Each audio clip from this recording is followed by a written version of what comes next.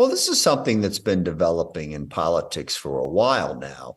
And that's where you don't just disagree with people, you decide that their very positions are illegitimate. And then it's a very short step from that to deciding that they're illegitimate. You listen to some of the rhetoric, and we're outside of the normal humanity of I disagree with you, but we can talk about it. I mean, there's this desire to ramp it up, the nastiness and the hatred. And yes, I'm going to go there on President Trump. I mean, that's his modus operandi. I mean, it's what he does. He viciously attacks whoever disagrees with him. And other people are following suit and going forward. And there were others before President Trump who did that as well. And then you get to the point where it's not just a simple matter of disagreement. You actually view it as life or death. That person's disagreement with me is a threat to my existence, and you begin to dehumanize them.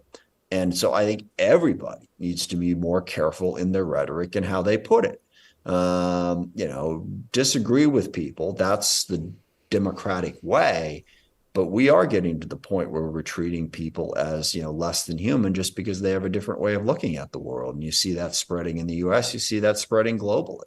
And it's an enormous problem. And right now, it is specifically focused on anti-Semitism in a way that we've seen way too often throughout history, and that is very troubling. How does your party combat that amongst the far fringes of the Democratic Party?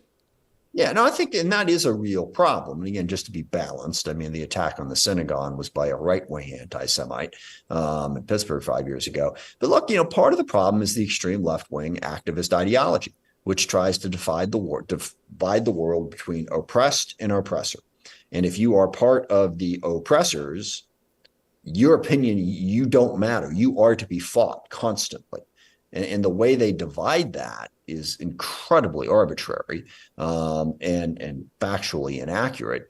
And yeah, I think that extremism on the left that says these are the good people and these are the bad people, that's become a much bigger feature of ideology. It's this whole effort with the more, extreme anti-racism approach that basically implies that only white people can be racist.